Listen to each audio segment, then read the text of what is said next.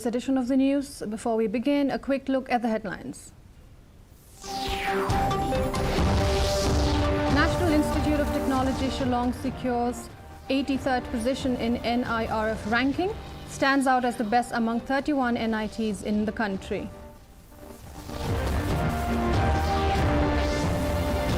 Opposition raises alarm over Bangladesh's decision to grant visa-free entry and visa on arrival to Pakistani officials.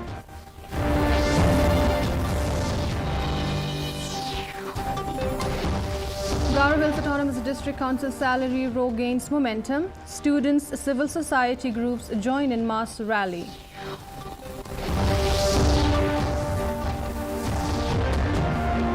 And Reboy District Level Youth Festival features 8 kilometers inter-college marathon to spread awareness on HIV/AIDS. The news in detail. The National Institute of Technology Meghalaya has made a mark by securing the 83rd position in the engineering category of the National Institutional Ranking Framework NIRF India Rankings 2025. The ranking was released by Union Education Minister Dharmendra Pradhan today. Notably, NIT Shillong stands out as the best among 31 NITs in the country, and it has the distinction of being the sole higher education institution in the state to achieve an NIRF ranking within 100. Leader of opposition in the Meghalaya Legislative Assembly and former Chief Minister Dr. Mukul Sangma has raised serious alarm over Bangladesh's decision to grant visa-free entry and visa on arrival facilities to Pakistani officials for the first time since 1971. Pointing to Meghalaya's geographical exposure, Sangma noted that the state has historically been used as a corridor and safe haven for anti-India forces, with Shillong itself once exploited as a sanctuary until 2018.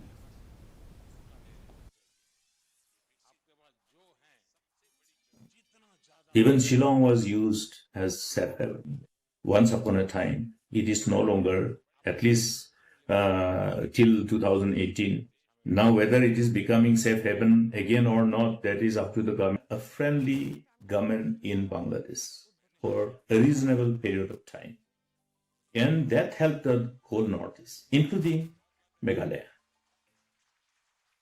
The demand for the release of the 43 months pending salary of the GHADC employees has taken center stage in Tura and is slowly turning into a mass movement. Here is a report. Over 5,000 people, including civil society organizations, school and college students from across Garo Hills, came in support to participate in a huge rally today. The rally began at the GHADC office and proceeded to Hawa Khana, Ringray, Tura Market before returning to the GHADC office. Today we had a mass peace rally here in GHADC. All the NGOs from Garo Hills, Senior Citizenship Forum, and many of the school students participate in this rally. Yes, last day we received one written assurance from CEM office, but we are not happy with the written insurance, and we are continuing our agitation till the government release our 44 months pending salary. Extending their full support to the cause, civil society groups like the FKJGP and the GSU march alongside the GHADC employees and even school students who participated in it. Leaders of the groups urged the state government to address the plight of the employees. We hope that the government will listen to our demands, the demands of the NGA, and clear the pending salaries.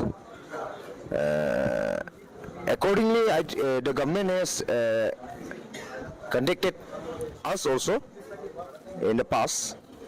He told us that he will try his best to, the Chief Minister, Honorable Chief Minister of Meghalaya told us that they will try their best to clear the backlog.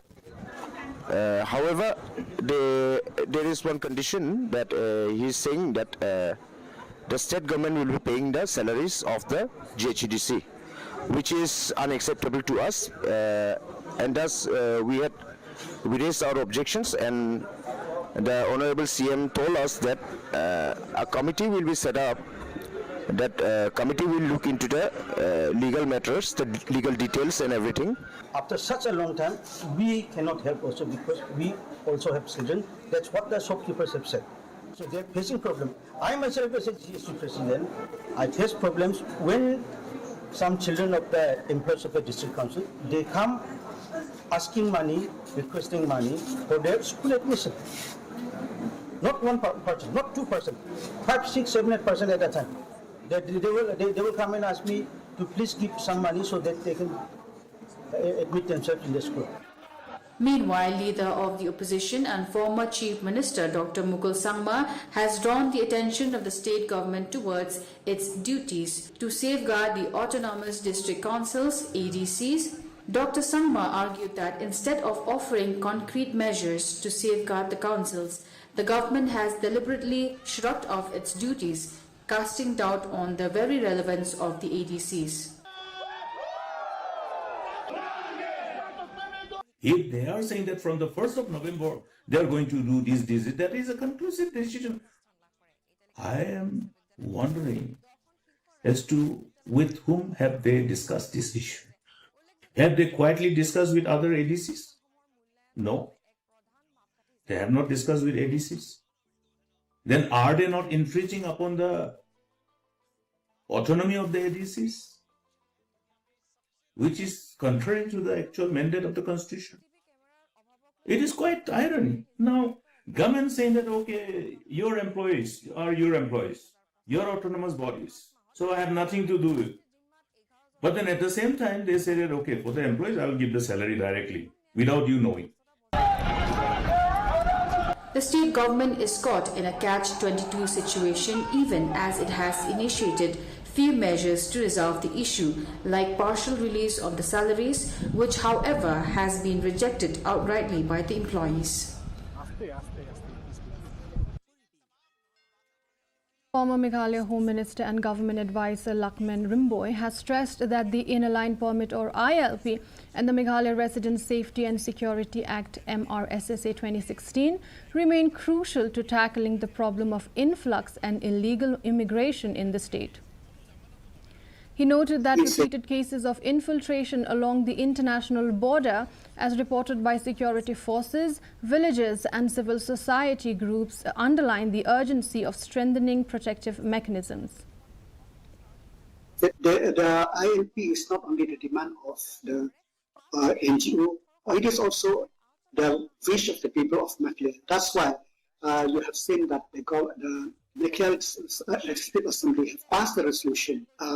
ILP should be introduced in the state of Meghalaya. Having said that, and that issue is remained with the government of India, and what they are to implement, when it will be applicable to Meghalaya or not, that is I cannot say right now. But it is, I'm very glad that the government of Meghalaya, from time to time, have taken the measure to see that this issue could be prevent as much as possible. So any mechanism which is to deter the infiltration process, or any mechanism to protect and prevent infiltration, that is welcome to the people of Meghalaya. Meghalaya PWD is constructing a new bridge near Umiam Dam to allow heavy vehicles, including night super buses and trucks, to directly enter Shillong. Currently, such vehicles are barred from the dam route, forcing buses to halt at Umiam and trucks to take an 80 to 90 kilometer detour via the Shillong bypass. PWD Secretary Sanjay Goyal said the project is targeted for completion by December. The water is released by giving quite well advanced notice. So if that is the case, we can take additional precautions in terms of the movement of the vehicles during that release period. Last update was that we should be in a position to maybe activate it by December. Maybe a few months here and there might be the issue, but yes, that will serve as an alternate to the Umiam Dam. That's what my information is as of now. The Jaintia Students' Union has urged Meghalaya Governor C.H. Vijay Shankar to declare Jowai as the summer capital of the state. Briefing the media after submitting a memorandum to the governor, JSU member Bocherumi Posnem said the demand was valid, noting that Jaintia was the first district created following Meghalaya's separation from Assam. There are 3 points that we have discussed with the governor today. The first point is regarding the demand for making Jowai as a summer capital. On that demand, on that note, we met with the governor, we had a fruitful talk with him, we explained to him about the benefits of Jowai being the summer capital. As you know, there are an ongoing demand that Tura should be a winter capital, and there is a Royal Minister Cabinet Committee that is formed in this year to have Tura as a winter capital. So as from the union side, Jaintia Students' Union, we urge the government through the governor that he also consider to make Jowai as a summer capital. The Khasi Students' Union KSU Motion Road Circle has flagged shortcomings and demanded urgent improvements in the functioning of the Riangdo Community Health Centre CHC and various sub-centres under Motion Road block. The group, which met the district medical and health officer, said that their key demands include the appointment of a full-time block medical officer, a doctor in charge and a dentist at the Riangdo CHC.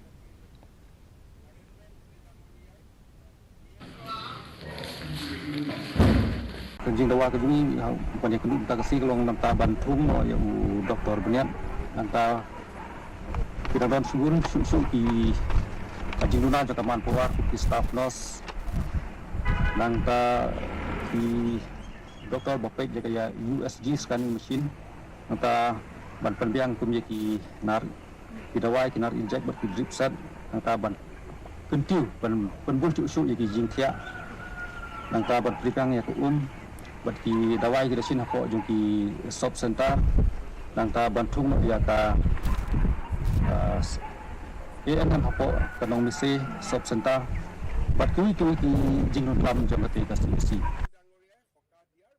The NSS unit of Rebhoy College Nongpo, in collaboration with the Meghalaya AIDS Control Society today, organized an inter-college marathon as part of the district-level Youth Festival 2025 under the theme Awareness, Alert, Action. The marathon, covering a distance of 8 kilometers, began in the morning with active participation from students representing different colleges across Rebhoy district.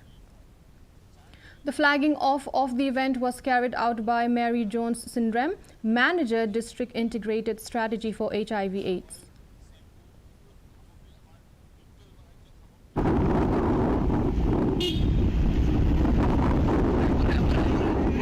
Push.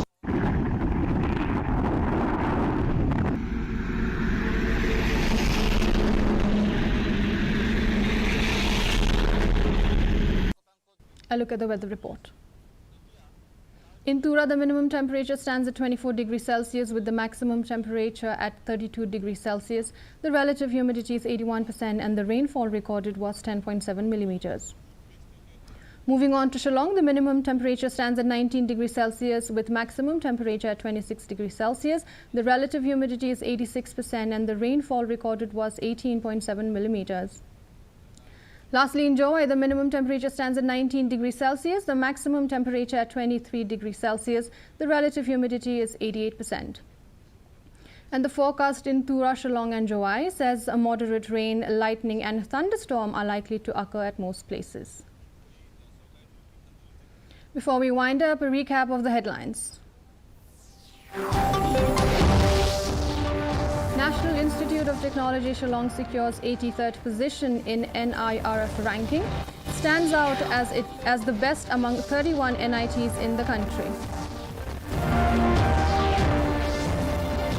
Opposition raises alarm over Bangladesh's decision to grant visa-free entry and visa on arrival to Pakistani officials.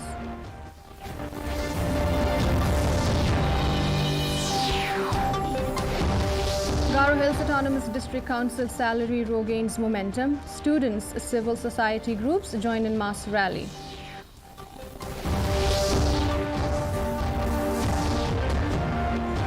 And Reboy district level youth festival features 8 kilometers inter-college marathon to spread awareness on HIV/AIDS.